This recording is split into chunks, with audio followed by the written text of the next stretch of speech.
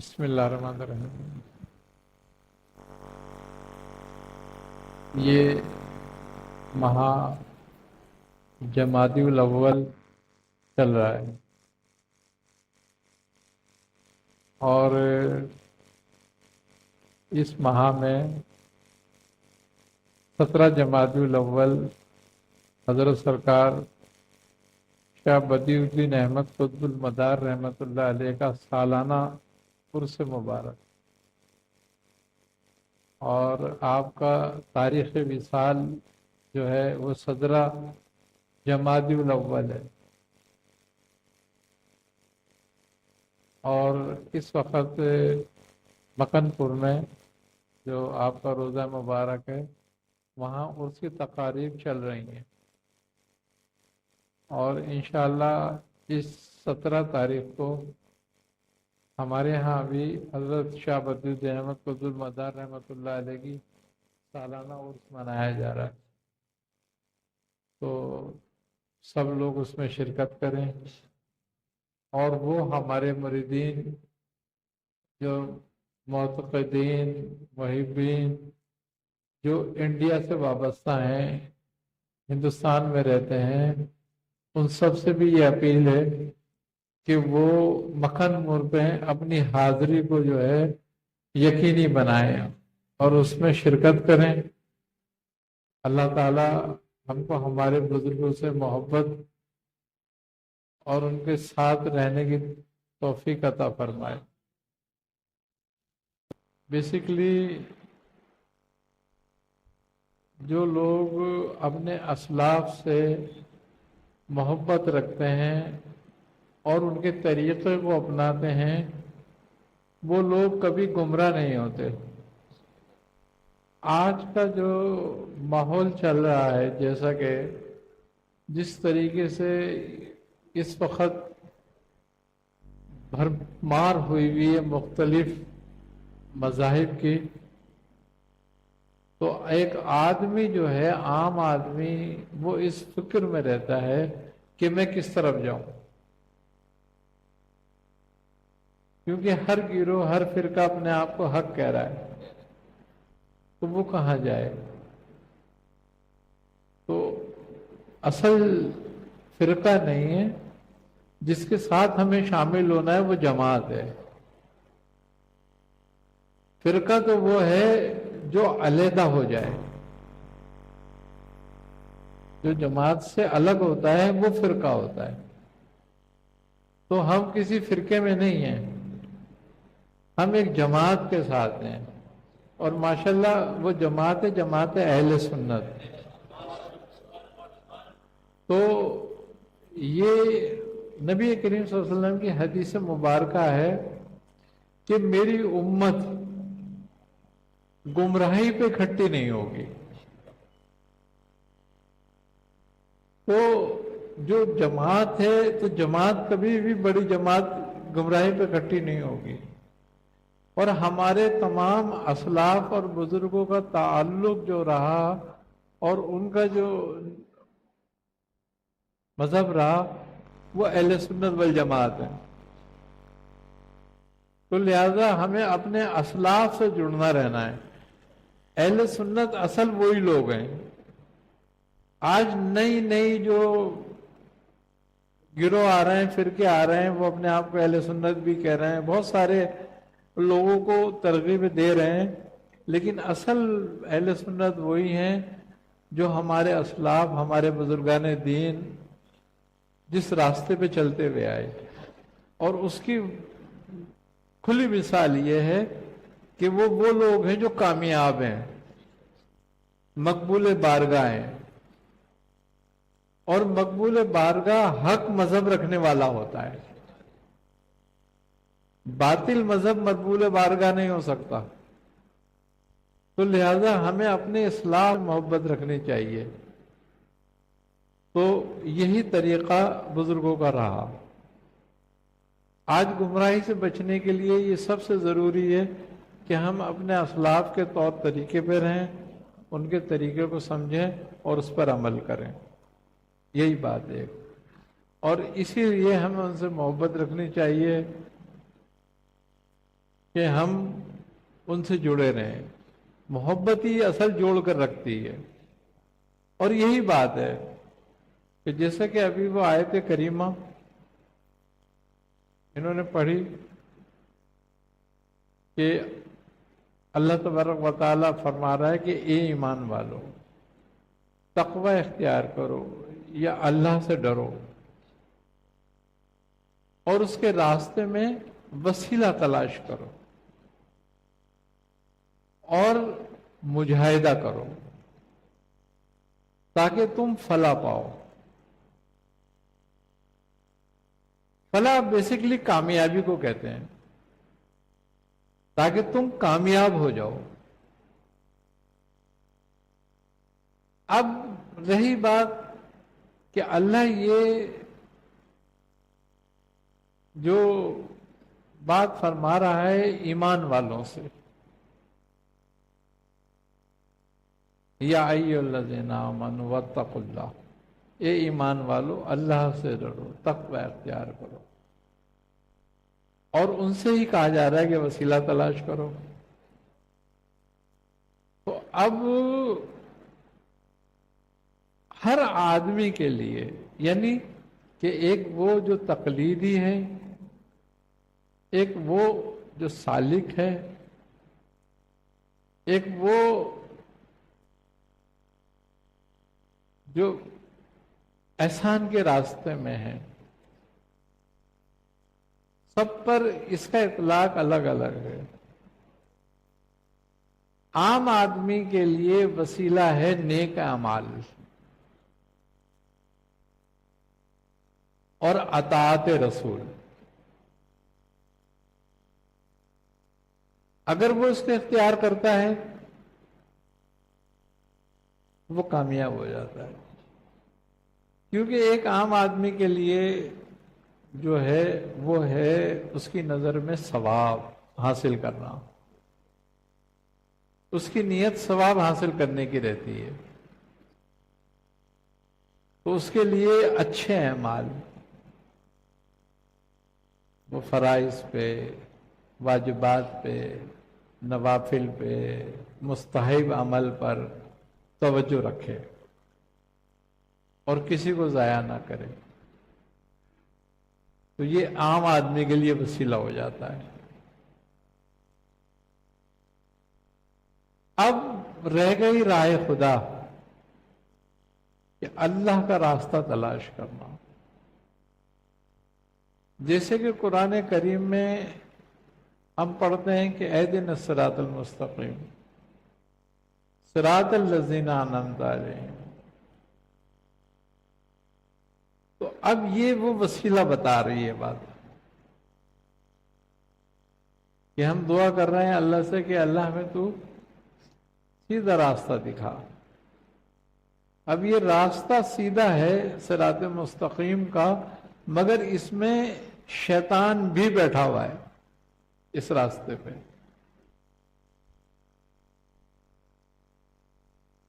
تو کہیں وہ ہم کو اس جگہ نہ لے جائے جس کے لیے اللہ تبارک و تعالیٰ فرما رہا ہے غیر المغضوب علیہم ولا الضالین.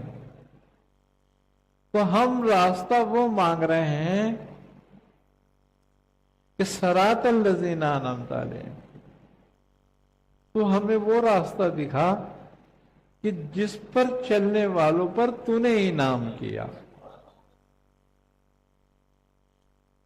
یعنی کہ صراط مستقیم کتاب اللہ ہے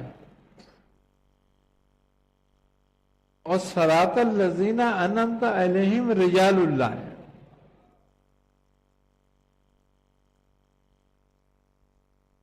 تو اب ہمارے لیے اہل سلوک کے لیے، سالکوں کے لیے جو وسیلہ ہیں وہ رجال اللہ ہے.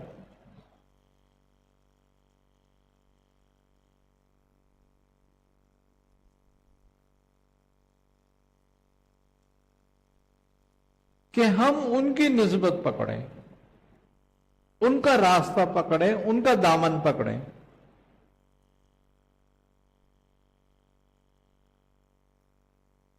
وہ راستہ جو ہے وہ کہلاتا ہے طریقت.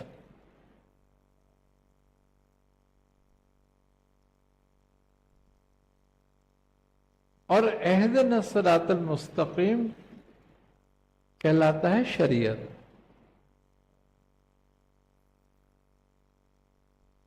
تو اب ہم شریعت کا جو راستہ ہے وہ بہت وسیع ہے، بہت چوڑی شاہراہ ہے. وہ اس پر ہر آدمی آسانی چل سکتا ہے. اس میں مومن اور منافق کی تفریق نہیں ہے، مومن اور کافر کی تفریق ہے. کہ کافر اس راستے پہ نہیں آ سکتا، اس پہ مومن ہی رہے گا. اور منافق بھی اس راستے پہ چلتا ہے. جس طرح سے اس راستے پہ کافر نہیں آ سکتا، اس طریقے سے طریقت کے راستے میں منافق نہیں آ سکتا. وہ صرف مومن کا راستہ ہے. تو اسی لیے اللہ تبارک و تعالی مومنوں سے ہی مخاطب ہے.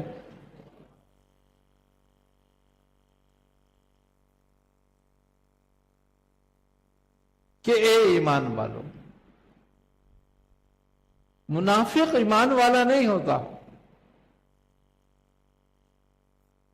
کیونکہ ایمان نفاق نہیں پیدا ہونے دیتا. اور جب ایمان پیدا ہونے سے پہلے نفاق پیدا ہو جائے تو منافق ہو جاتا ہے. ایمان لانے کے بعد، اسلام میں داخل ہونے کے بعد دو باتیں رہتی ہیں. اسلام لانے کے بعد ایک بات تو یہ رہتی ہے کہ اسلام اس کے حلق سے نیچے اتر جائے. تو جب حلق سے نیچے اترے گا تو قلب میں داخل ہوگا، یہاں ایمان استقامت پکڑے گا. کیوں کہ ایمان یقین کی حالت ہے. ایمان میں وسوسہ نہیں ہے، یقین کی حالت کا نام ایمان ہے. تو جن کے حلق سے اسلام ان کے قلب میں اترتا ہے وہ مومن ہو جاتے ہیں. مگر اسلام جن کے حلق میں پھنس جاتا ہے، ان کی زبان سے جاری رہتا ہے، تو اس دل میں ایمان نہیں اترتا، نفاق اتر جاتا ہے.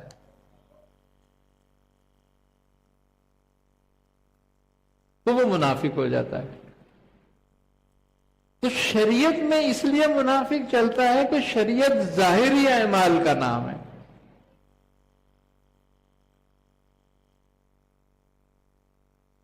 اس میں جو کلام ہوگا وہ ظاہر کا ہوگا.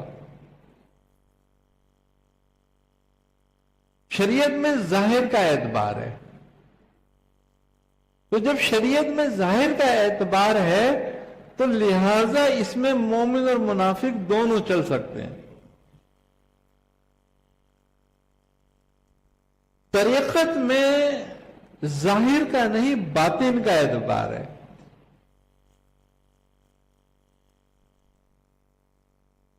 کہ یہاں طریقت میں ضرورت قلب کی ہے،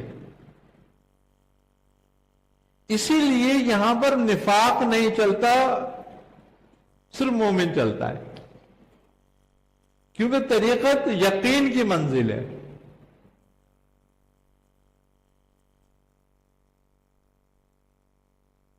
تو اس لیے اس راستے میں منافق نہیں چل سکتا.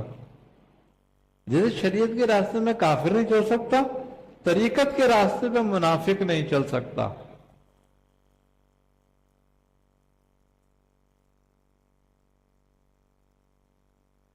اب اس راستے پہ چلنے کے لیے ہم عقل سے نہیں چل سکتے.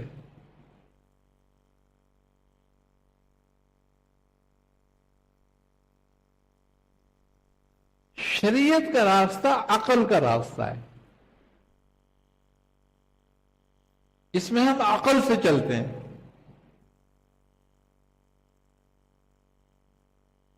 اسی لیے اعتراض بھی ہو سکتا ہے.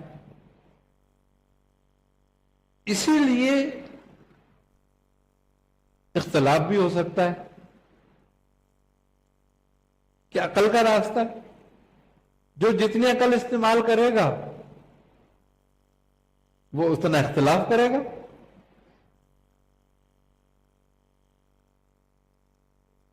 لیکن طریقت کا راستہ عقل کا راستہ نہیں ہے، محبت کا راستہ ہے، یہ عشق کا راستہ ہے.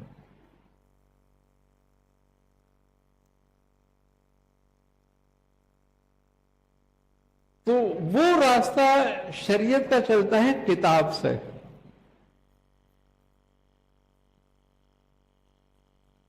لیکن طریقت کا چلتا ہے صحبت سے.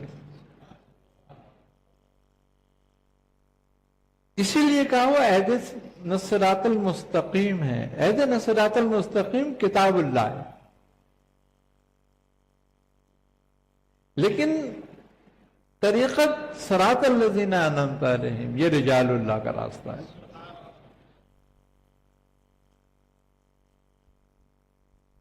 اسی لیے شریعت کو بھی بغیر رجال کے نہیں سمجھا جا سکتا، کسی بھی کتاب کو بغیر رجال کے نہیں سمجھا جا سکتا. اللہ تبارک و تعالی نے اپنی کتاب قرآن کریم کو بھی سمجھانے کے لیے رسول صلی اللہ علیہ وسلم کو منتخب کیا کہ ہم یہ آپ کے قلب پہ نازل کر رہے ہیں، آپ اپنی زبان سے ان کی تشریح کر دیں.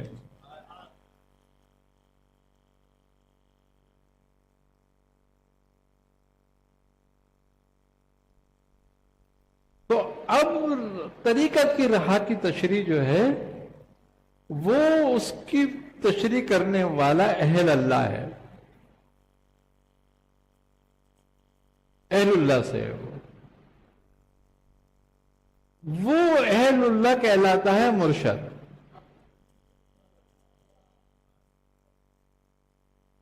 تو لہذا اہل شریعت کے لیے سبیل جو ہے اللہ کی کتاب اور رسول کی سنت ہے.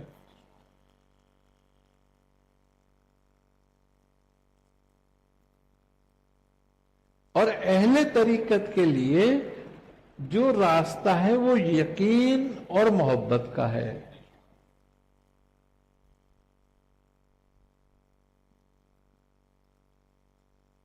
کیونکہ شریعت کی راہ لے کے جاتی ہے جنت تک،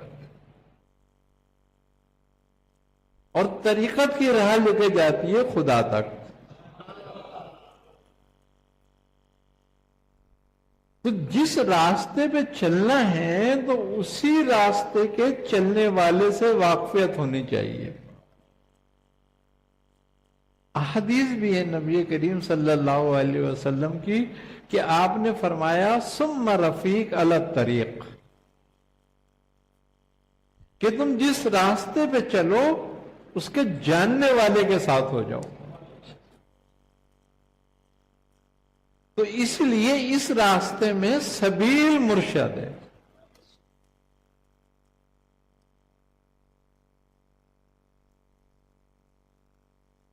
اب جب وہ سبیل ہے مرشد ہے، اس راستے پہ چلنا ہے تو پھر جو مسافر ہوتا ہے وہ رہبر کے پیچھے ہوتا ہے، نہ کہ رہبر کے آگے.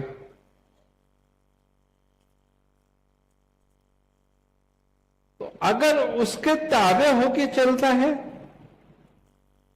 تو کامیاب ہے.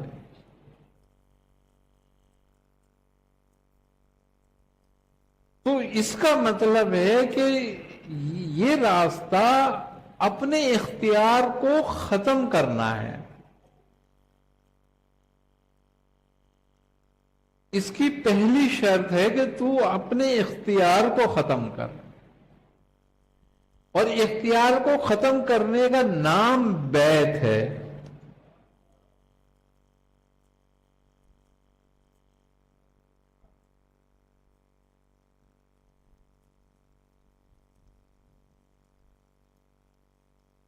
بیع بیع سے ہے، جس کے معنی ہے فروخت ہونا، بیچ دینا.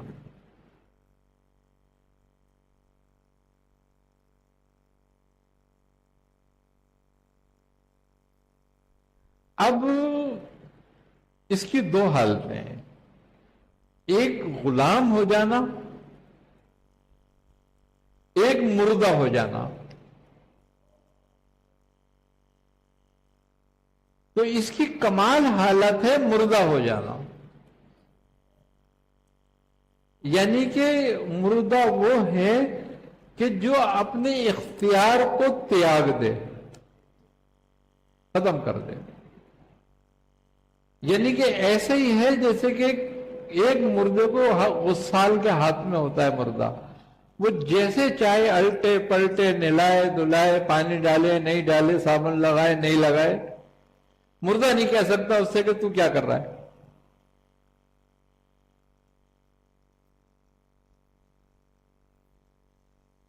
اسی لیے یہ راستہ مجاہدے کا ہے کہ پہلا جہاد جو ہے وہ فنا فی الاختیار ہے،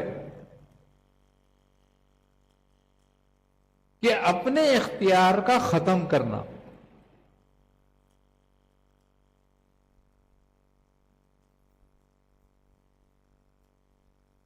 دیکھو لا الہ کا مفہوم بھی یہی ہے۔ لا جو ہے انکار ہے، نفی ہے، ترک ہے۔ لا کے بیسکلی معنی اگر دیکھا جائے تو نفی کے ہیں، اور نفی کی اصل ترک ہے۔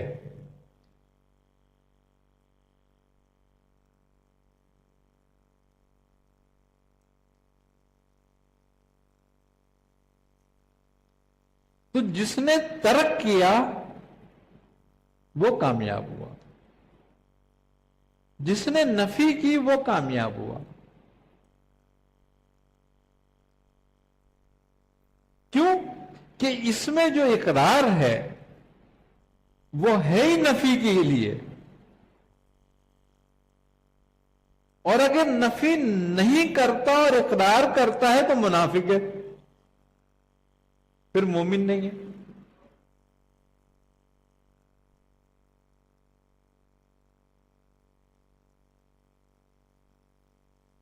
کیونکہ جو انکار ہے وہ لا الہ ہے۔ الہ کہتے ہیں معبود کو، وہ جس کی پیروی کی جائے۔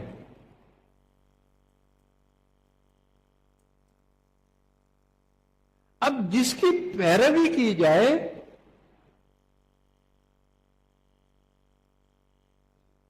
وہ اگر حق ہے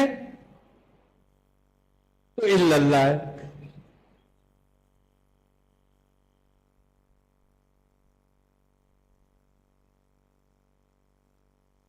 اور اگر وہ حق نہیں ہے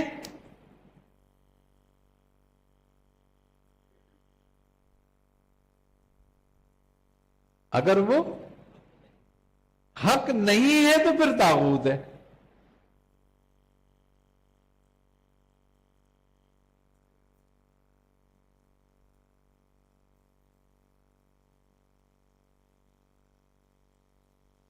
اور اگر ہم طاغوت کی پیروی کر رہے ہیں تو پھر اللہ پہ ایمان نہیں لائے۔ یکفر بالطاغوت ویؤمن باللہ، جس نے کفر کیا طاغوت سے وہ ایمان لایا اللہ پر۔ اب طاغوت کیا ہے؟ ہر وہ چیز طاغوت ہے جو حق کے راستے میں رکاوٹ ڈالے۔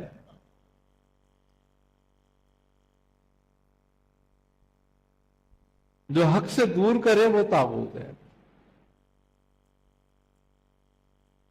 وہ تمہارا نفس ہو، وہ تمہارا علم ہو، وہ تمہارا وجود ہو، وہ تمہاری خواہشات ہوں، جو حق کے راستے میں آئیں وہ سب کے سب طاغوت ہیں۔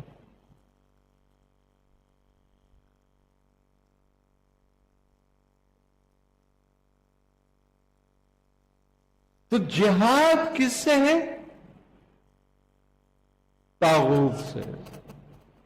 اس لیے کہا ہے کہ اور اس کے راستے میں مجاہدہ کرو. اب جہاد دو ہیں، جہاد اصغر اور جہاد اکبر. جہاد اصغر جو ہے وہ ایک مومن کا کافر سے لڑنا ہے، میدان حرب ہے. اب اس میں اگر شہید مغلوب ہو گیا تو شہید ہو گیا، اور غالب آیا تو غازی ہو گیا. اس میں جان کا خطرہ ہے، مگر جان جانے پر اعزاز ہے.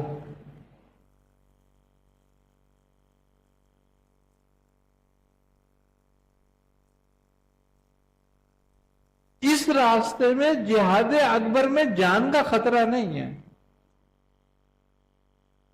اس میں ایمان کا خطرہ ہے.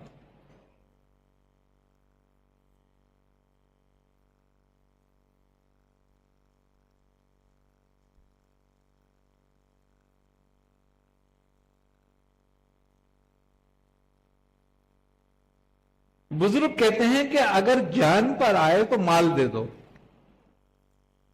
جان بچا لو، مگر کہتے ہیں ایمان پر آئے تو جان دے دو، ایمان بچا لو. کیونکہ جان تو ایک دن ختم ہو جانی ہے ویسے بھی.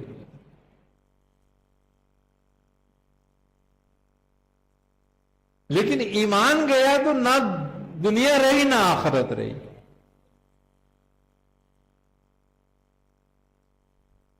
کیونکہ اللہ کا سے تعلق ختم ہو جائے گا.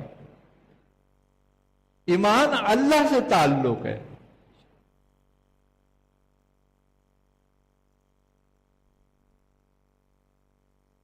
تو جس نے سارے جہان کو پا لیا مگر رب کو کھو دیا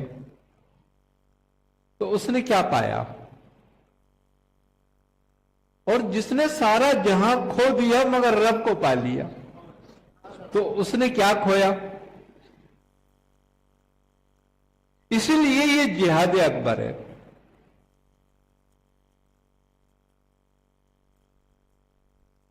کہ اس میں ایمان کو بچانا ہے.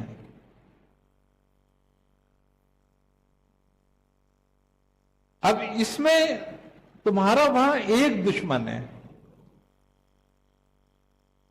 جو تمہارے سامنے ہے، تم اس کے برابر کے طاقتور ہو.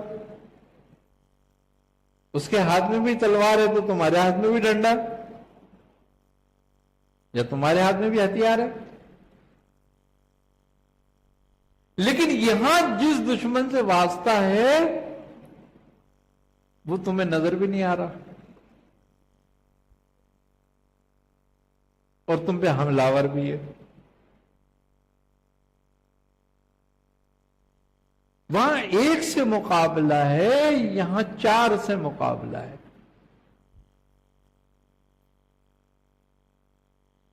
یہاں خطرہ نفسانی ہے ایک دشمن، یہاں خطرہ شیطانی ہے دوسرا دشمن، یہاں خطرہ ملکوتی ہے تیسرا دشمن، یہاں خطرہ رحمانی ہے. 4 خطرے موجود ہیں، وہاں ایک ہے. اس لیے وہ جہاد اصغر ہے، یہ جہاد اکبر ہے. یہ چومکھا لڑائی ہے.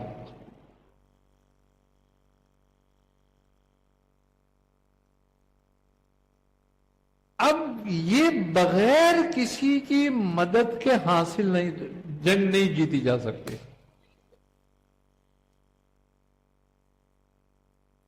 کیونکہ میں ان خطروں سے آگاہ نہیں ہوں جو اس راستے میں میرے ایمان پر حملہ آور ہوں گے.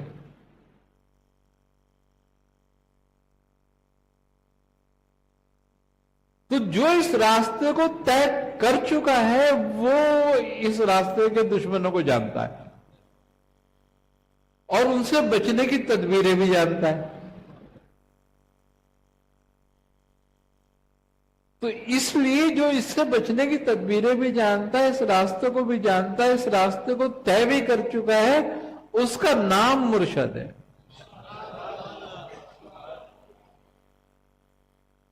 تو اس لیے صوفیہ کے نزدیک اس راستے کا جو وسیلہ ہے وہ مرشد ہے.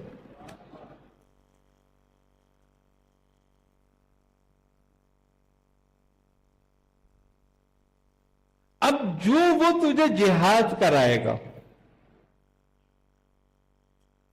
تو دشمنوں کے مطابق ہی تیرے ہاتھ میں تلوار بھی دے گا، ہتھیار بھی دے گا کہ کس دشمن سے لڑنے کے لیے کون سا ہتھیار ہے.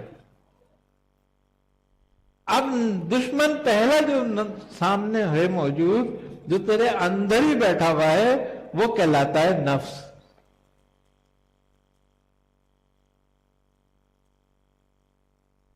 اب وہ کہتا ہے کہ نفس کے 3 ہتھیار ہیں جو تجھ پہ وار کرے گا، جن ہتھیاروں سے وہ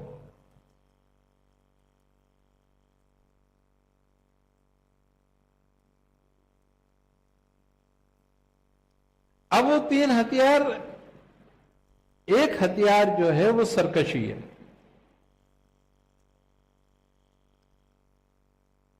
دوسرا ہتھیار جو ہے وہ شہوت ہے، اور تیسرا ہتھیار جو ہے وہ غفلت ہے.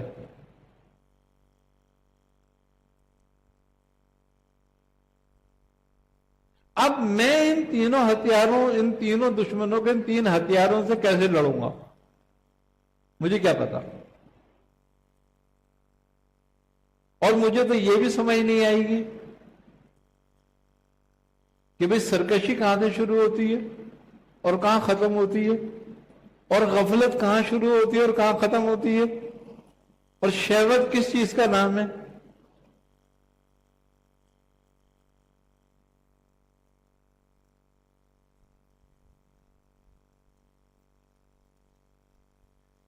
اب وہ بتائے گا کہ تجھے کون سے دشمن سے، ان تینوں ہتھیاروں سے بچنے کے لیے کون سی ڈھال چاہیے.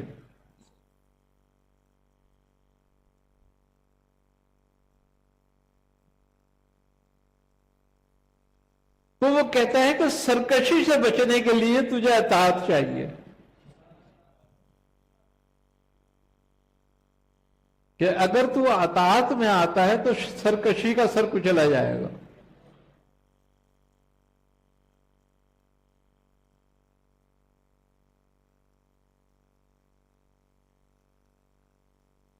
اگر شہوت کے ہتھیار دشمن حملہ کرتا ہے تجھ پر، تو اس کی توڑ اور اس کی ڈھال، اس سے بچنے کا طریقہ بھوک ہے.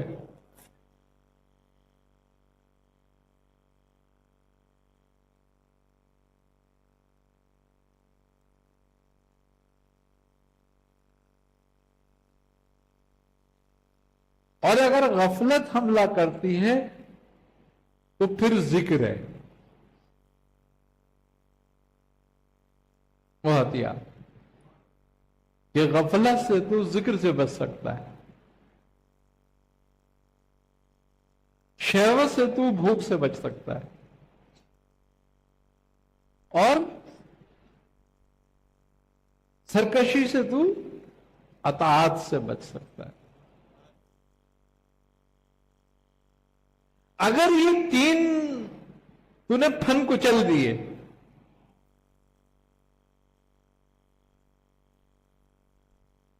تو ایک دشمن پہ غالب آ گیا.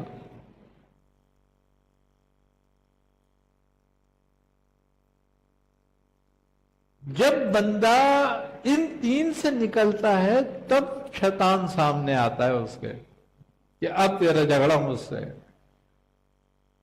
کیونکہ تو نے اب اس راستے پہ قدم رکھ دیا ہے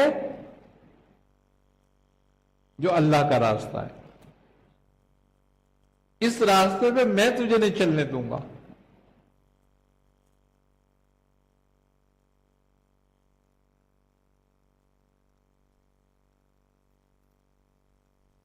وہ کچھ بھی نہیں کرتا، اس کی لڑائی بڑی عجیب ہے، مختلف لڑائی لڑتا ہے.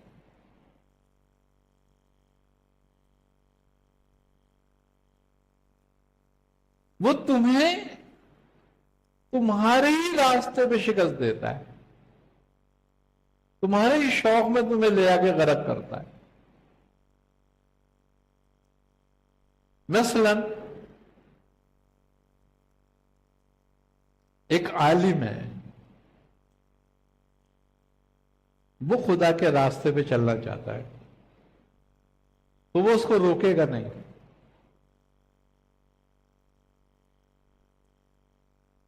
اس کو ترغیب دے گا کہ تو اس راستے پہ چل.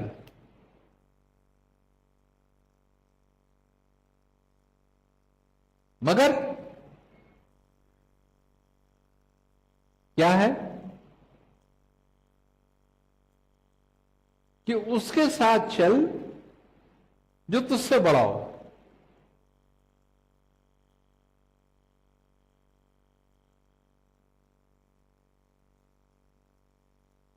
اور ایک طرف اس کے دل میں یہ بات ڈالے گا کہ تجھ سے تو بڑا کوئی ہے ہی نہیں.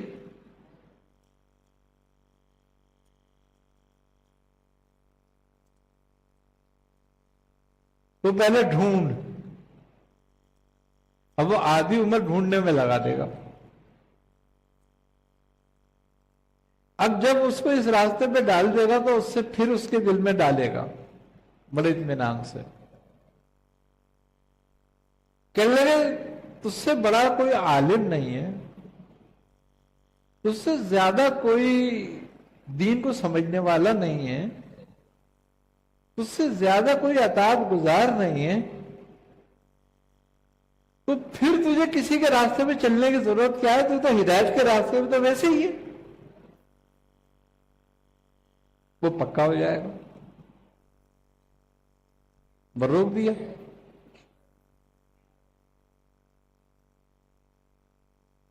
اس کے دل میں دنیا کی محبت ڈالے گا کہ تو نے اتنی علم حاصل کیا، اتنے سب کچھ کیا، پہلے تھوڑا سا اپنے آپ کو مستحکم کر لے، پھر فقیری اختیار کریو. کیونکہ پیسے سے سارا کام ہوگا. بھئی دین کے راستے پہ چل رہا ہے تو مدرسہ بنانا ہے تو پیسے چاہیے، یہ کرنا ہے وہ کرنا ہے. اس کو اتنے معاملے میں الجھا دے گا کہ وہ فارغ ہو جائے گا. ایک عام آدمی جب اس راستے پہ قدم رکھتا ہے تو اس کو بھوک سے ڈراتا ہے، اس کو ذلت سے ڈراتا ہے کہ گھر والے کیا کہیں گے،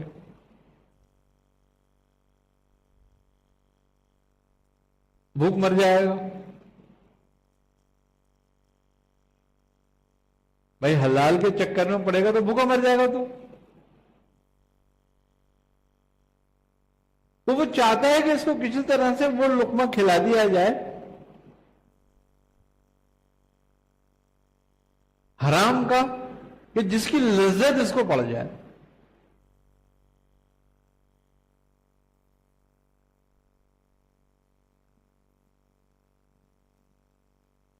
پھر دوسری بات کہ یہ گمراہی کو نیکی کی شکل بنا کر لے کر آتا ہے.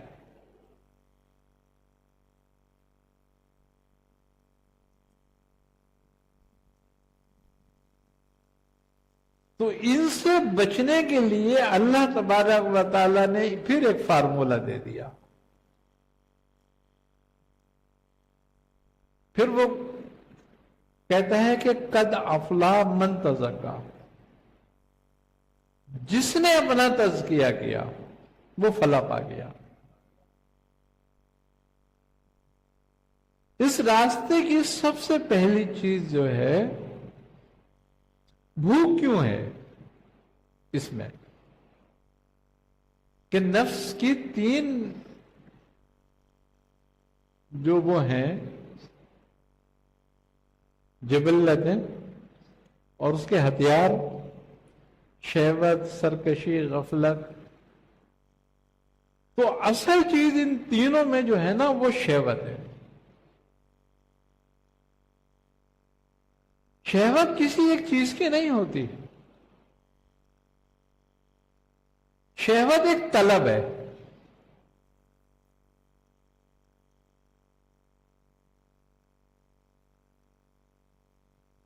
اور سب سے پہلی طلب ہے طلب دنیا.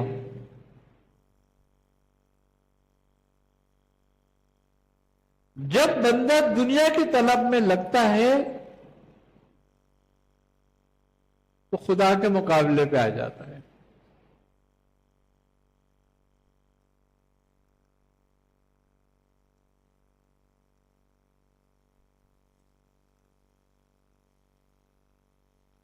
کیوں؟ کیونکہ دنیا کی طلب میں پھر وہ ظلم کرتا ہے، حسد کرتا ہے،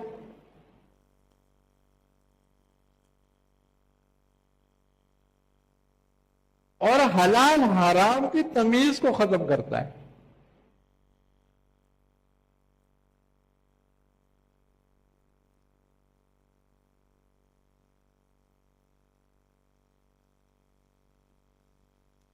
تینوں وہ کام کرتا ہے. یعنی کہ دنیا کی طلب جب پڑ جائے تو آدمی مال و اسباب کو بڑھانے کی کوشش میں لگ جاتا ہے. تو اس نے جو بھی علم سیکھا ہوتا ہے وہ عصری ہو یا وہ دینی ہو، وہ اپنی ساری کیپیسٹی اسی میں خرچ کرتا ہے.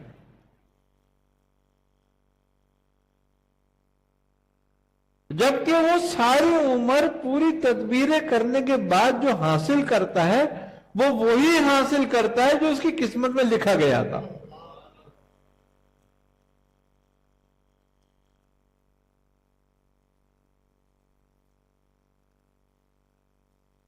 اس سے ہٹ کر نہیں کرتا پھر بھی.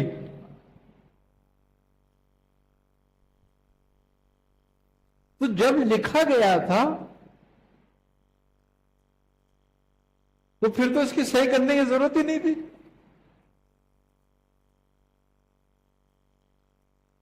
ایک معمولی تصویر سے بھی حاصل ہو جاتا.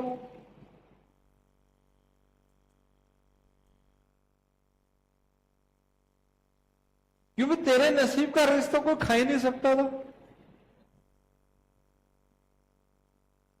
اگر کسی کے نصیب کا کوئی دوسرا کھا جائے تو پھر خدا کی خدائی میں تو درم برم ہو جائے گا.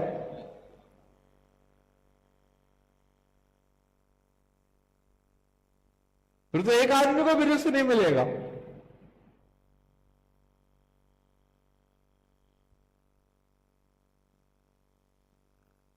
تو اس رزق کے پیچھے لگا جو رزق اسفل تھا، جو تو لے کر آیا تھا ساتھ.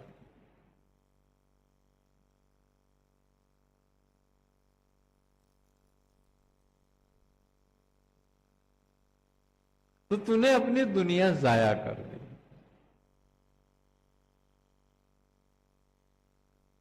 حضرت مولا کائنات فرماتے ہیں کہ سب سے اسفل رزق، سب سے اسفل رزق کمتر، یعنی کہ وہ ہے جو تو اپنے منہ میں ڈالتا ہے، اور سب سے اعلی رزق جو ہے وہ خدا کی معرفت ہے.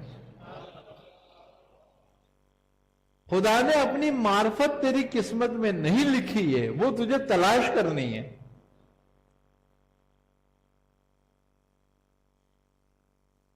جو چیز تیری قسمت میں لکھا گیا وہ ہے جو تو اپنے منہ میں ڈالتا ہے. اس کی صحیح کی تجھے ضرورت نہیں تھی. اس کو حاصل کرنے، اس کی صحیح میں ہی تو حاسد بھی ہو جاتا ہے، تو ظالم بھی ہو جاتا ہے، تو باغی بھی ہو جاتا ہے.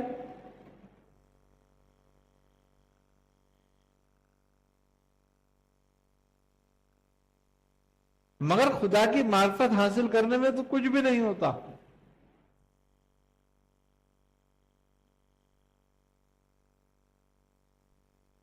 کیونکہ دنیا ظلم سے حاصل کی جا سکتی ہے.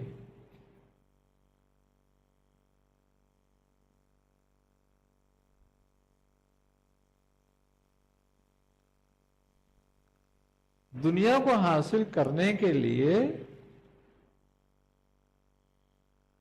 خلق پہ ظلم کرنا پڑتا ہے اور خدا کو حاصل کرنے کے لیے نفس پہ ظلم کرنا پڑتا ہے.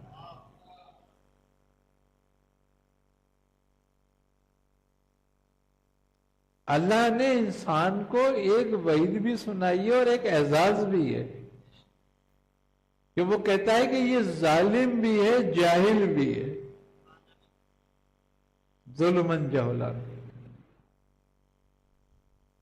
کہ یہ ظالم بھی ہے یہ جاہل بھی ہے. وعید کس کے لیے ہے؟ جو خلق پر ظالم ہے اور حق سے جاہل ہے.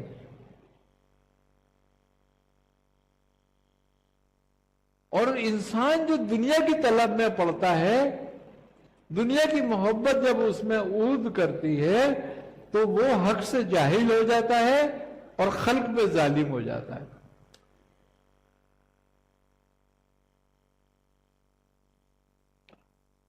اور جب خدا کی محبت عود کرتی ہے، یعنی کہ معرفت آتی ہے، تو یہ اپنے نفس پہ ظالم ہو جاتا ہے اور غیر سے جاہل ہو جاتا ہے.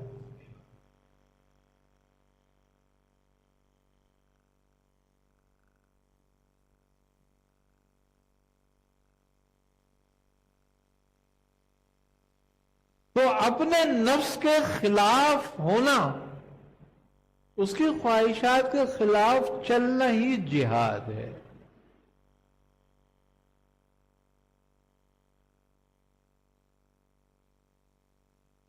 اور وہی بات کہ اس کے راستے میں مجاہدہ کرو، یہ جہاد ہے.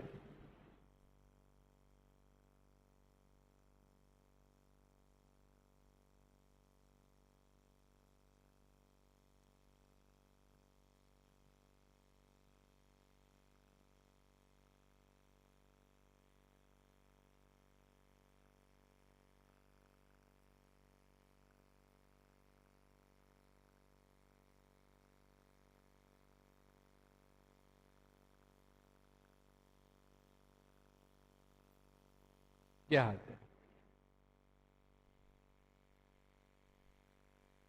اب ہم یہ دیکھتے ہیں کہ یہ جہاد اولیاء اللہ کرتے ہیں، صوفیہ کرتے ہیں.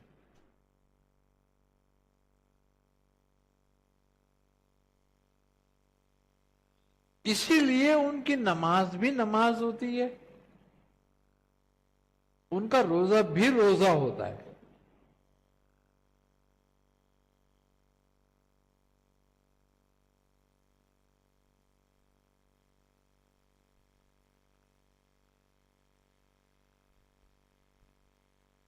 ان کا حج بھی حج ہوتا ہے، ان کی زکوٰۃ بھی زکوٰۃ ہوتی ہے.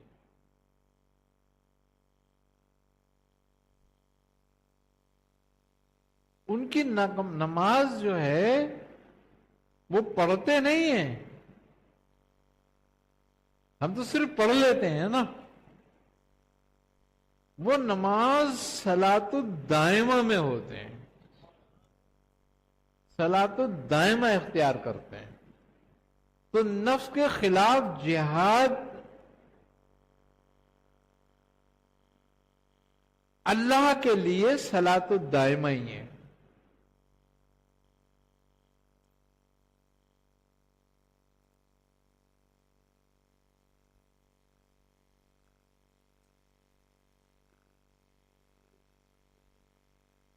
پانچوں ہی نمازیں پڑھتے ہیں، 6 نمازیں پڑھتے ہیں، بلکہ وہ تو 10 بھی پڑھتے ہیں. ہم تو صرف 5 ہی پہ اکتفا کرتے ہیں.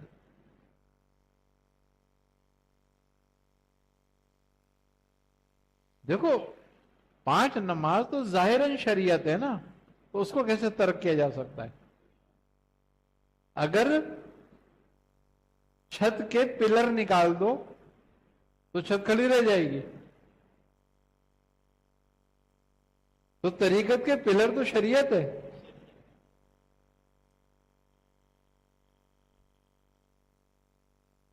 جو شریعت سے ہٹ کر طریقت کرتے ہیں وہ طریقت بھی مردود ہے،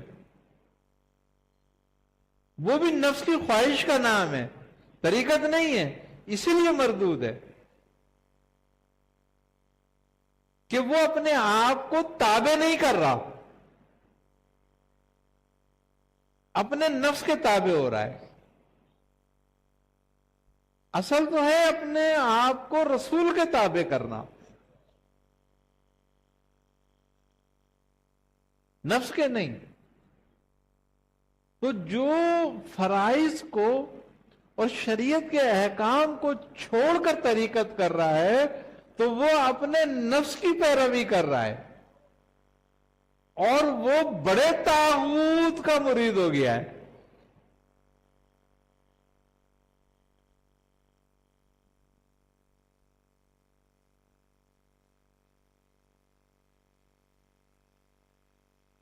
دیکھو، اگر ہمیں مکھن چاہیے تو کس سے نکلے گا؟ دودھ سے، اور دودھ نہ ہو تو مکھن نکلے گا؟ مکھن نہیں نکلے گا۔ تو شریعت دودھ ہے،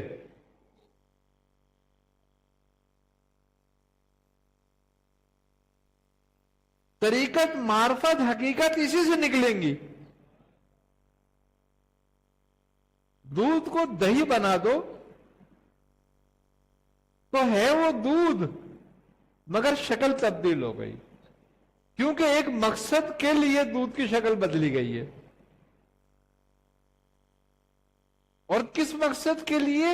کہ دودھ کے اصل کو حاصل کرنے کے لیے۔ اب دہی بنائی اور دہی کو رڑکا تو دو چیزیں حاصل ہوئی،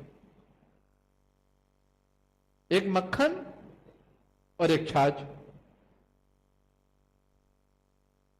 اب دہی کی بھی شکل بدل گئی نا، وہ بھی اصل حالت میں نہیں رہی۔ جس طرح دودھ کی شکل بدلی تھی دہی بنانے کے لیے کہ اس کے اصل تک جانا ہے، تو اسی طرح دہی کی شکل بدلنی پڑی اب، اور اس کو دو حالتوں میں تقسیم ہو گئی۔ وہ ایک حالت مکھن کی ہو گئی، ایک حالت گھی کی ہو گئی۔ اب اگر اس کا بھی اصل ہمیں چاہیے تو وہ شریعت تھی دودھ، دہی طریقت تھی، مکھن معرفت ہے۔ اب اس مکھن کو چولہے پہ چڑھا دیا، آگ پہ چڑھا دیا، مکھن ختم ہو گیا، گھی بچا، یہ حقیقت ہے۔ تو نکلا کہاں سے؟ دودھ سے۔ تو شب شریعت سے نکلا، یعنی کہ شریعت کا کمال ہی معرفت ہے، اور اس کمال تک چلنے کے لیے جو راستہ ہے وہ طریقت ہے۔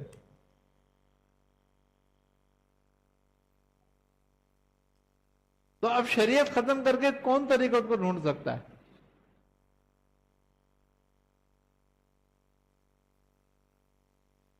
تو یہ جو دودھ سے لے کے اور گھی تک کا راستہ ہے، یہی جد و جہد ہے، یہ مجاہدہ ہے۔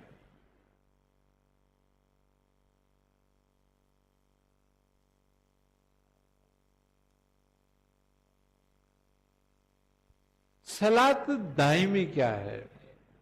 صلاۃ دائمی یہ ہے کہ ہر وقت تمہارا قلب بارگاہ الہی میں حاضر رہے۔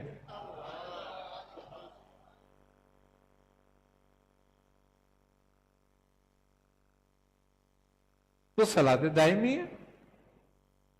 دیکھو، نماز جو ہے بیسیکلی کیا ہے؟ نماز صلاۃ کئی معنوں میں ہے نا۔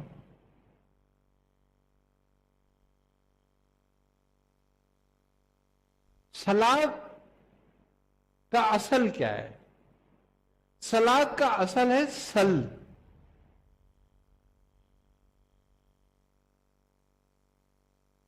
اور سل کے معنی ہیں رابطے کے، قربت کے۔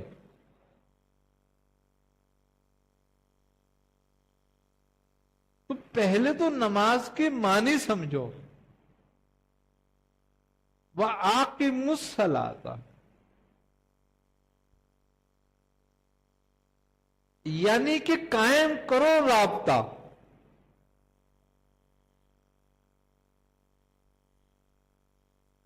قرب میں آ جاؤ، قریب ہو جاؤ،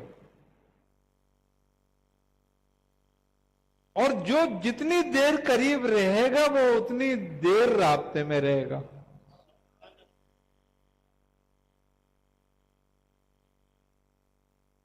تو صلات کے معنی یہ ہیں کہ تو اس کے نزدیک رہے، یہی صلات دائمی ہے کہ تیرا قلب اس کی حضوری میں رہے۔ لا صلات الا بحضوری قلب۔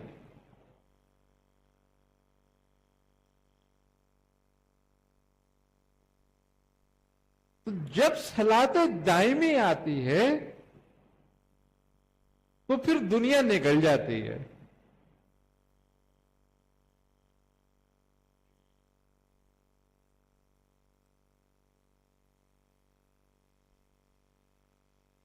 سمندر میں رہنے والے پہ میل چڑھے گا؟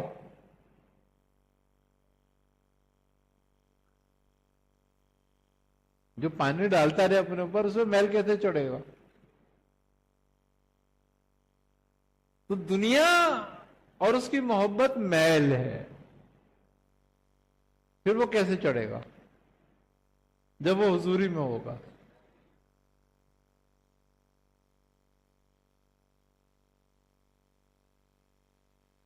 تو یہ جد و جہد جو ہے نا حضوری تک جانے کے لیے، یہ مجاہدہ کہلاتا ہے۔ اسی کو کہا ہے کہ اے ایمان والو، اللہ کے راستے میں وسیلہ تلاش کرو اور مجاہدہ کرو۔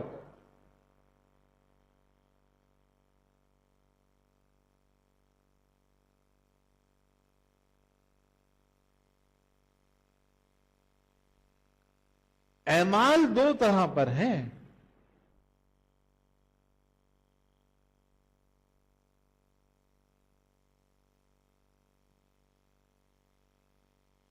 ایک ہے اعمال مرضیہ، ایک اعمال ہے راضیہ۔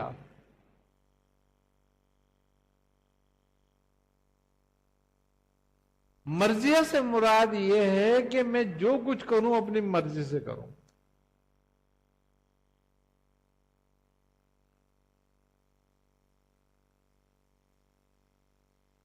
اور راضیہ سے مراد یہ ہے کہ جو کچھ کروں اس کی رضا کے لیے کروں۔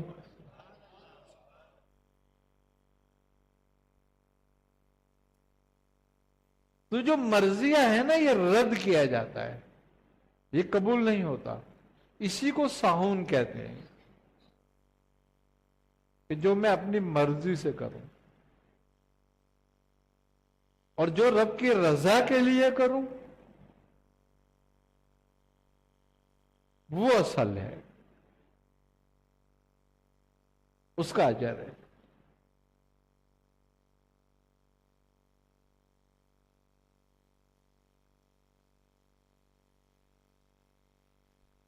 صرف صلات ساہون نہیں ہے، ہر عمل ساہون ہے۔ کیوں؟ کہ اللہ تبارک و تعالی نے خیر اور شر سب میں رکھا ہے۔ کبھی کبھی بندہ عبادت کے شر میں مبتلا ہو جاتا ہے،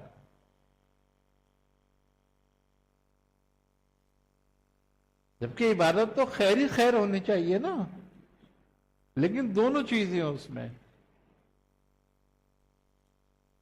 کہ عبادت عادت کے تحت کر رہا ہے یا محبت کے تحت۔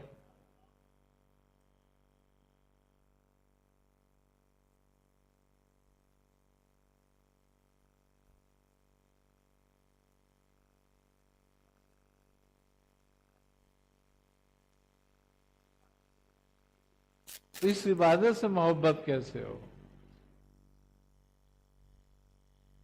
اپنے نفس کو، اپنی مرضی کو بیچ میں سے نکال کر ہو.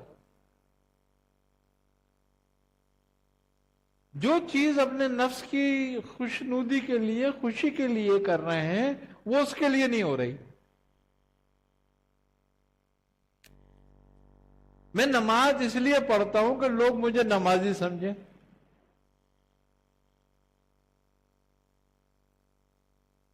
میں روزہ اسی لیے رکھتا ہوں، اور میں روزہ رکھتا ہوں، نماز پڑھتا ہوں، تقوی اختیار کرتا ہوں. سمجھنا؟ مگر اس میں اندر یہ ہوتا ہے کہ لوگ مجھے دیکھیں کہ وہ کہیں متقی ہے، تقوی والا ہے، اللہ والا ہے. تو یہ ہے نفس کی تسکین کے لیے. اور جب نفس کی تسکین کے لیے ہوا تو میں عبادت کے شر میں مبتلا ہو گیا.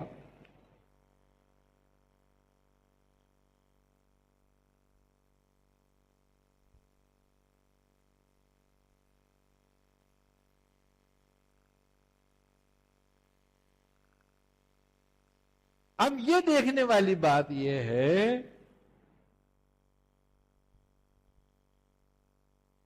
کہ ہم جو تقوی اختیار کر رہے ہیں اس سے چاہتے کیا ہیں؟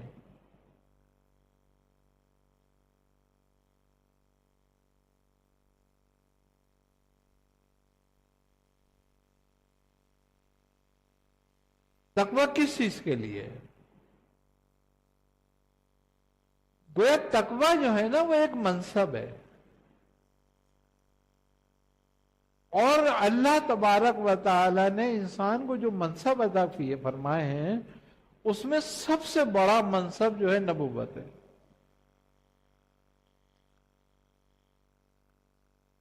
انسان کے منصب میں، اور سب سے بڑا اوصاف تقوی ہے.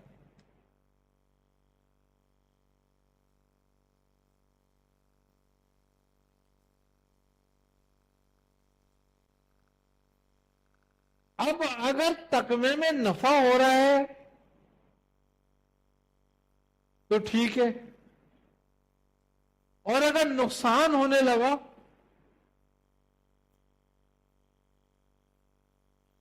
تو اللہ نے، میں تو اتنا متقی، اتنا نمازی، اتنا پرہیزگار، اللہ نے مجھے مصیبت میں مبتلا کر دیا ہے نا. تو کسی کے پاس گئے، اس نے کہا بھائی تو رجت میں آ گیا، اتنا اللہ والا کیوں بنا ہوا ہے تو؟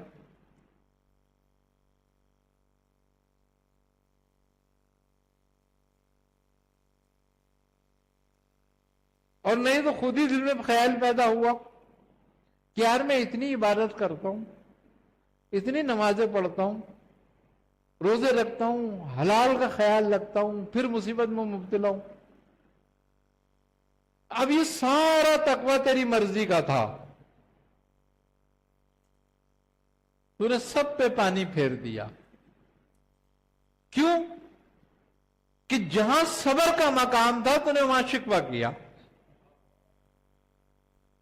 تو اس کا مطلب ہے تو نے تقوی اختیار کیا ہی نہیں تھا، وہ اپنے نفس کی تسکین کر رہا تھا.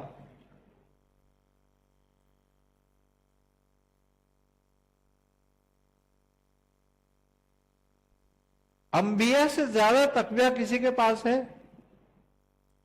کوئی کر سکتا ہے؟ اور سب سے زیادہ مشکلوں میں کون رہے؟ وہی رہے.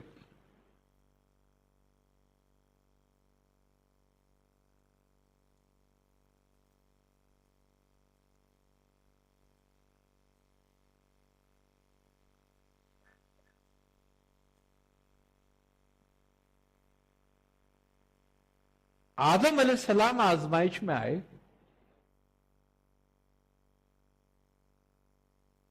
تو آپ نے یہ نہیں فرمایا کہ اللہ تو نے مجھے جنت سے کیوں نکالا؟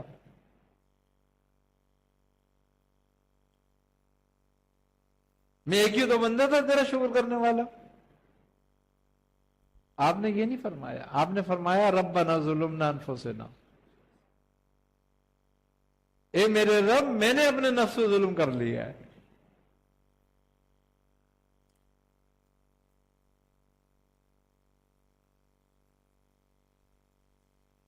شکوہ ابلیس کا راستہ ہے اور صبر آدم کا.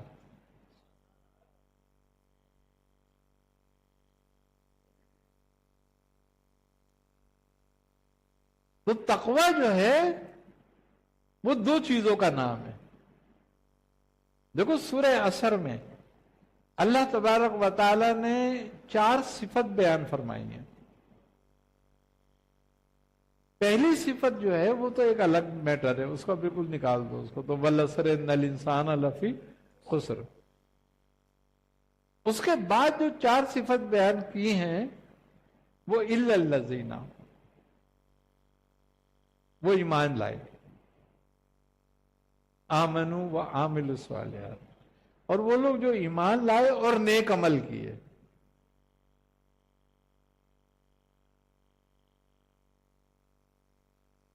ہے نا؟ بہت آسان کام ہے.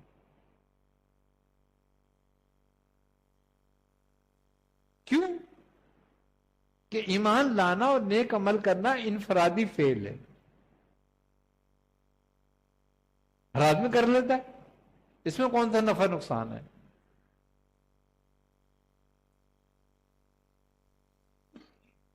نفع ہے، لوگ واہ واہ کرتے ہیں، پسند کرتے ہیں.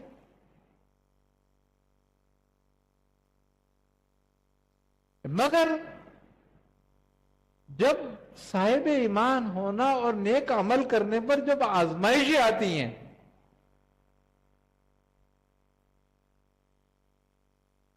اس کے لیے کیا فرمایا؟ وَالتَّوَاصُوا بِالْحَقِّ وَالتَّوَاصُوا بِالصَّبْرِ.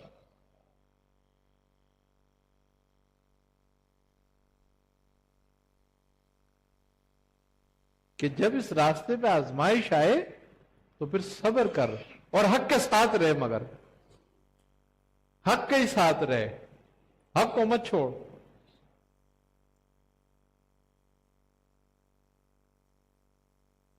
تو اس کا مطلب یہ ہے کہ نفع نقصان اصل نہیں ہے، اصل ہے مقصد.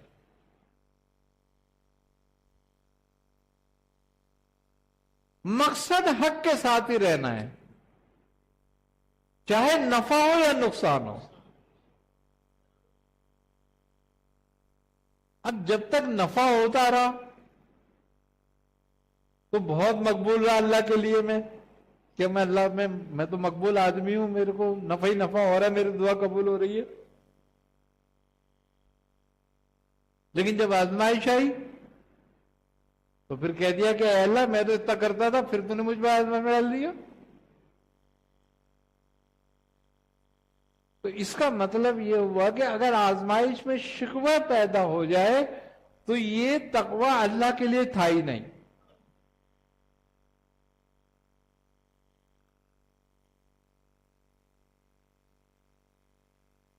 یہ تقوی تھا ہی اپنے نفس کے اطمینان کے لیے.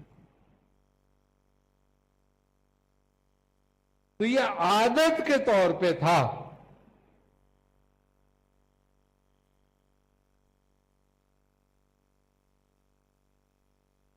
اور شکوے کی شکل میں شر باہر آ گیا، اور صبر کرتا تو صبر کی شکل میں خیر باہر آتی.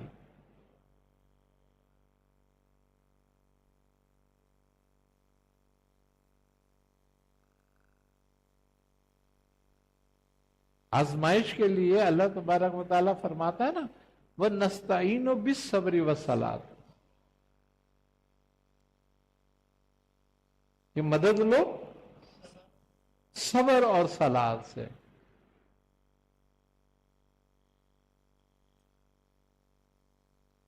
ان اللہ مع الصابرین. دیکھو اہل نعمت کے لیے نعمت ہے، شکر کرنے والوں کی اللہ نعمت بڑھاتا ہے. یہ صفت منعم ہے نا یہ بات. لیکن صبر کرنے والوں کے ساتھ کیا کہتا ہے کہ ان اللہ مع صابرین،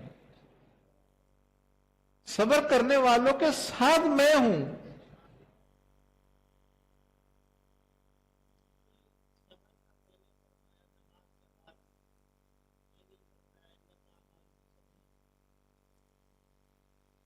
اسی پہ جا رہے ہیں ہم لوگ۔ تو صبر کرنے والے کا پھل کیا ہے؟ خود رب تعالیٰ، اس کی مائیت۔ اور شکر کرنے والے کا پھل کیا ہے؟ نعمت۔ اب اللہ تبارک و تعالیٰ فرماتا ہے کہ وَنَسْتَعِينُ بِالصَّبْرِ وَالصَّلَاةِ۔ دیکھو، اگر قلب کو اطمینان نہ ہو تو تقرب نہیں ہوتا۔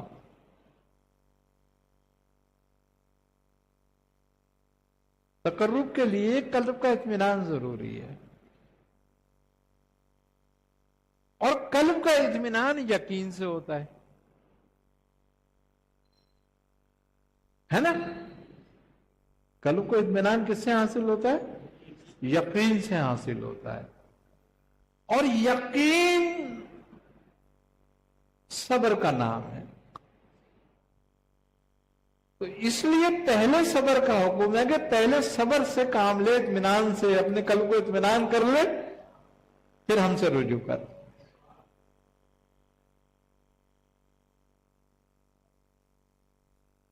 پہلے تو اپنے آپ کو مطمئن کر لے۔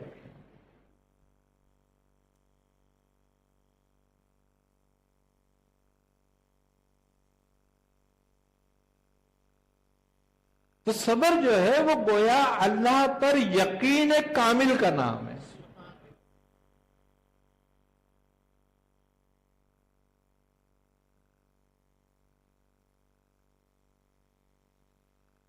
جس کو توکل کامل حاصل ہوتا ہے اس کو صبر ہوتا ہے۔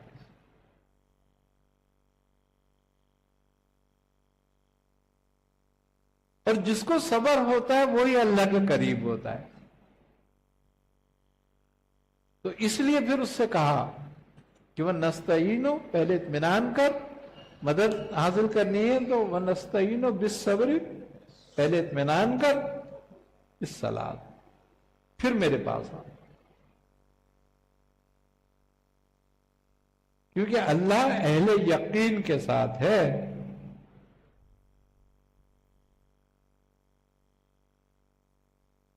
تو یہ ہے اس کی جواب۔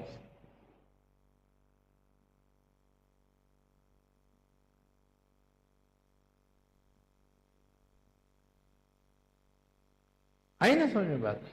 انسان کا یقین اس کی آزمائش پر ہی معلوم ہوتا ہے۔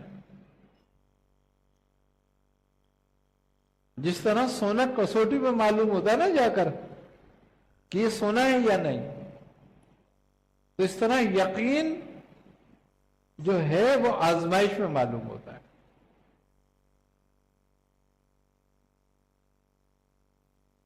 اور اسی لیے کہ اولیاء اللہ جو ہیں اہل یقین سے ہیں، اور جو اہل یقین سے ہیں ان کے لیے اللہ تبارک و تعالی نے فرمایا الا ان اولیاء اللہ لا خوف علیہم ولا هم يحزنون۔ اللہ کے جو دوست ہیں ان پر کسی قسم کا کوئی خوف نہیں۔ کیوں؟ کہ وہ اللہ ہی تعالیٰ کو نفع نقصان کا مالک جانتے ہیں۔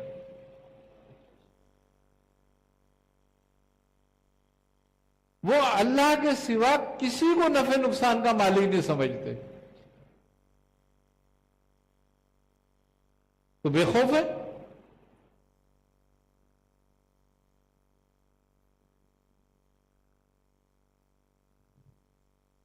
خوف کس سے رکھتے ہیں؟ جو نفع نقصان کا مالک ہے۔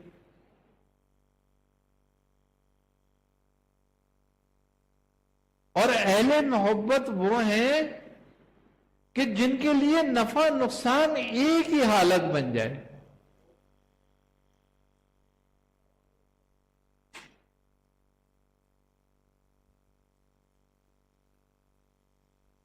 وہ اہل یقین ہے. کیونکہ نقصان دینے پہ کوئی قدرت رکھتا ہے اور نفع دینے پہ نہیں. تو دونوں کس کی طرف سے؟ شیخ سعدی رحمت اللہ علیہ ایک اپنے دوست سے ملنے کے لیے گئے.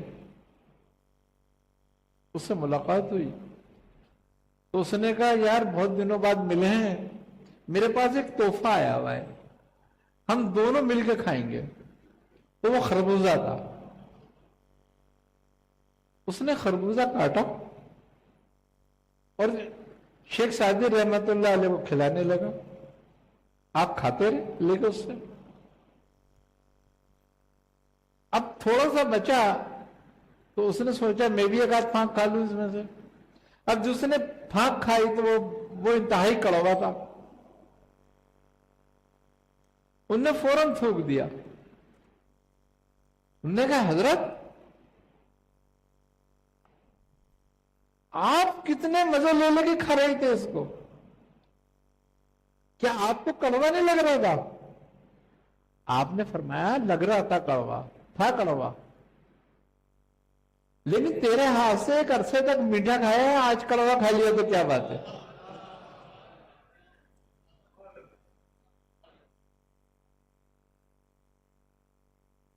تو اتنی نعمتوں کے ساتھ اگر کوئی خدا نہ خواستہ آزمائش آتی ہے تو اس سے شکوہ ہوتا ہے. یہ دوستوں کی نشانی ہے.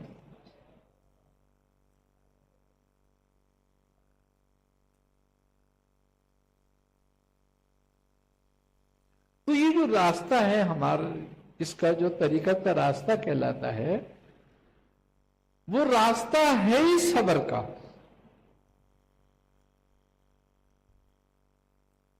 استقامت کا. اسی راستے کے لیے بزرگان اکرام فرماتے ہیں کہ الاستقامت فوق الکرامت, کہ استقامت کرامت پہ فوقیت رکھتی ہے.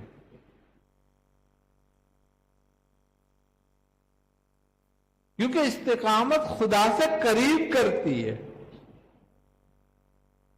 کرامت نہیں.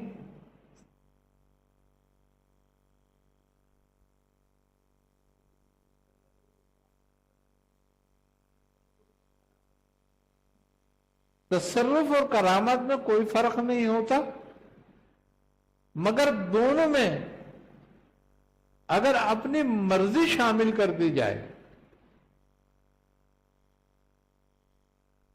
تو وہ مقام سے گرنے والی بات پیدا ہو جاتی ہے. کیوں کہ تمہیں تصرف کس کی طرف سے دیا گیا؟ اللہ کہتا ہے کہ اللہ کے بندے وہ ہیں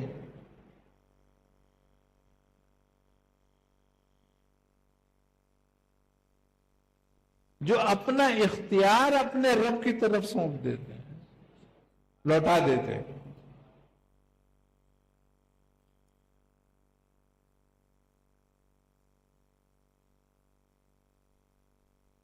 کس کو اللہ اپنا بندہ کہہ رہا ہے؟ کہ جو اپنا اختیار جو رب کی طرف سے ملا ہے اپنے رب کی طرف لوٹا دیتے ہیں.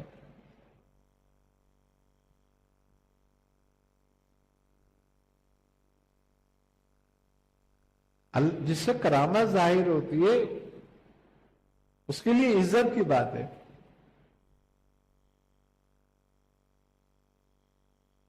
لیکن ان میں دو فرق ہے. اب ایک بزرگ اپنے کسی مرید کے ساتھ جا رہے تھے, مریدوں کے ساتھ تھے, تو دیکھا کہ دو مجذوب لیٹے ہوئے ہیں اور ان کے چہروں پہ آگ لگی ہوئی ہے.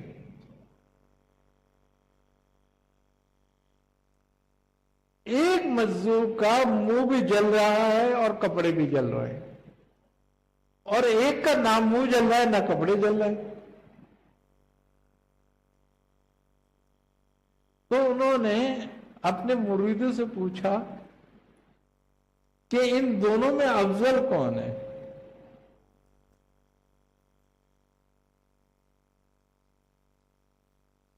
انہوں نے سب نے کہا کہ یہ کہ جس کے نہ کپڑے جل رہے ہیں، آگ جلا رہی ہے، نہ منہ جلا پا رہی ہے. انہوں نے کہا نہیں، یہ ہے. انہوں نے کہا حضرت یہ کیسے؟ اس کا تو منہ بھی جل گیا، اس کے کپڑے بھی جل رہے ہیں. انہوں نے فرمایا کہ یہ رضا پر ہے، وہ مرضی پر ہے.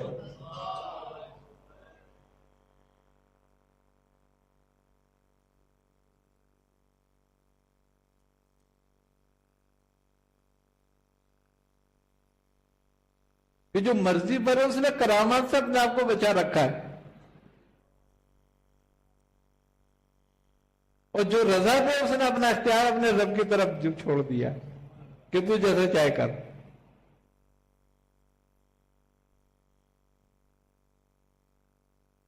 تو یہ بات ہے،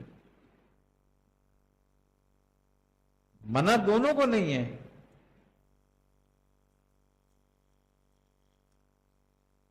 تو اس راستے پہ چلنے کے لیے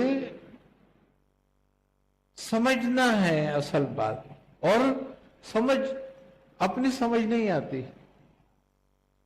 سمجھ آتی ہے کب؟ جب سمجھانے والا ساتھ ہو. اسی لیے یہ راستہ رسول خدا صلی اللہ علیہ وسلم سے لے کر آج تک کسی نے بغیر مرشد کے پار نہیں کیا.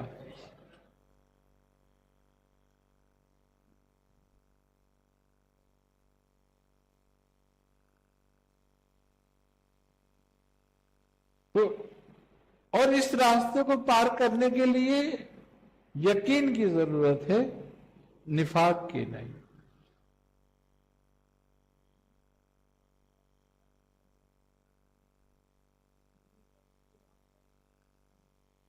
دیکھو یہ قلب کا راستہ جو ہے یہ محبت کا راستہ ہے. جو جتنا جس محبت میں غرق ہوتا ہے اس کا اتنا ہی راستہ قریب ہوتا جاتا ہے. کیونکہ اس راستے میں جو عشق کا راستہ ہے اس میں قرب اور بعید نہیں ہے. آئی نا سمجھ میں بات؟ اور نہ ہی اس میں یہ ہے کہ تو کامیاب ہو گیا یا ناکام ہو گیا. تو جس کو عشق ہو گیا نہ کامیاب ہے نہ ناکام ہے.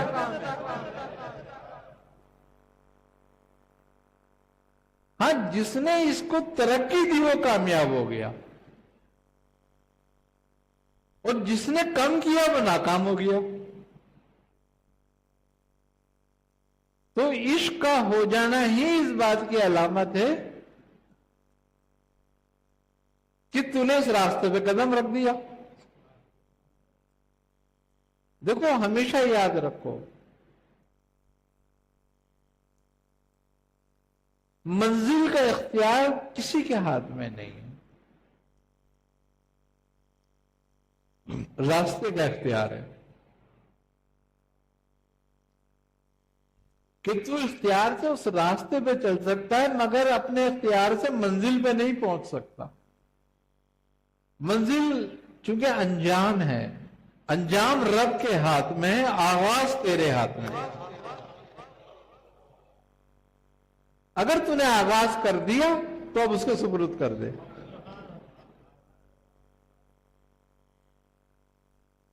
تو جس نے سپرد کر دیا وہ فلاح پا گیا.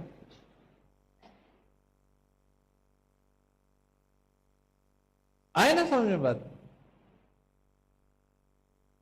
راہ طلب ہے یہ، اس میں طالب ہونا ضروری ہے.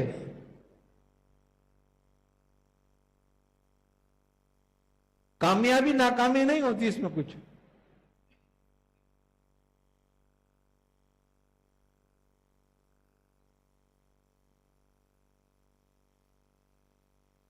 وہ حضرت خواجہ میر خسرو رحمت اللہ علیہ کا ایک شعر ہے، وہ کہتے ہیں کہ آؤ سکی مل چوسر کھیلے.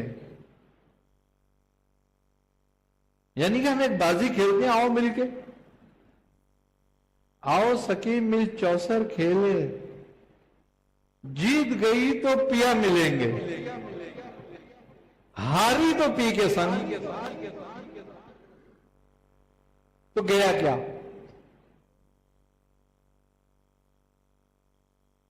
तो बाजी खेलो बस, हार जीत की फिक्र नहीं करो।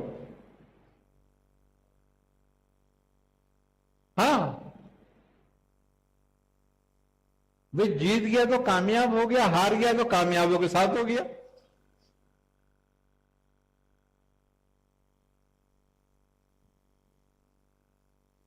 ये बात है। बस अल्लाह ताला हमें सोचने समझने की तौफीक और सलाहियत अता फरमाए। असल में तो ये रास्ता जो है वो तौफीक बिल्ला है। अल्लाह जिसको तौफीक अता फरमाता है और अल्लाह जिसके साथ खैर का इरादा करता है उसको तौफीक अता करता है। आई ना समझ में बात? तो यही बात है बस कि अल्लाह ताला हमें इस रास्ते पे इस्तिकामत अता फरमाए। हम सल्ले अला मुहम्मद नबील उम्मी मादन जूदी वल करम वाला अली व बारिक वसल्लम अलैहि या इलाहुल आलमीन या रब्बुल आलमीन या अरहमुर राहिमीन। अपने हबीब सल्लल्लाहु अलैहि वसल्लम के सदक़े तुफ़ैल में हमारी दुआओं को अपनी बारगाह में कबूल फरमा। या इलाहुल आलमीन हमें हर तरह की गुमराहियों से, मोहताजगियों से, जिल्लतों से, रुसवाइयों से, ज़ाहिरी बातिनी अमराज से, हर तरह की आफात नागानियाँ, अमवात नागानियाँ, अमराज नागानियाँ, अमवात नागानियाँ से महफूज फरमा। हर तरह की रहमतें, नेमतें, बरकतें, राहतें, आसानियाँ अता फरमा। या इलाहुल आलमीन हमें जो लोग जिन जिन मामलों में परेशान हैं उनकी परेशानियों को दूर फरमा। या इलाहुल आलमीन जो बीमार हैं उन्हें शिफा कामिला आजिला अता फरमा। या इलाहुल आलमीन जो बेरोजगार हैं, तंगदस्त हैं, उनको कुशादगी अता फरमा। या इलाहुल आलमीन जो बे औलाद हैं औलाद सालिहा अता फरमा। या इलाहुल आलमीन जो बच्चियां अपने रिश्तों के लिए, अपने नसीबों के लिए बैठी हैं उनके नसीबों को कुशादा फरमा। या इलाहुल आलमीन अपने हबीब सल्लल्लाहु अलैहि वसल्लम के सदक़े तुफ़ैल में हमारे कबीरा सगीरा गुनाहों को माफ फरमा। या इलाहुल आलमीन हमसे पहले जो मोमिन मोमिनात, मुस्लिम मुस्लिमात, सालिन सालिहात इस जहान फानी से कूच कर चुके हैं उन सबको अपने जवारे रहमत में जगह अता फरमा। या इलाहुल आलमीन हमें ईमान की दौलत से माला माल फरमा। या इलाहुल आलमीन हमें उस पर इस्तिकामत अता फरमा। या इलाहुल आलमीन हमारा खात्मा बिलखैर फरमा। या इलाहुल आलमीन हमें दुनिया और आखिरत में अहले बैत आले रसूल की गुलामी नसीब फरमा। रब्बना तक़ब्बल मिन्ना इन्नका अंतस समीउल अलीम व तब अलैना इन्नका अंतत तव्वाबुर रहीम। सल्लल्लाहु तआला अला खैर खल्क़ि मुहम्मदिन व अला आलिहि व सहाबिहि अजमईन बरहमतिका या रहमुर राहिमीन। बरक़ि ला इलाहा इल्लल्लाह, ला इलाहा इल्लल्लाह, ला इलाहा इल्लल्लाह मुहम्मद रसूलुल्लाह।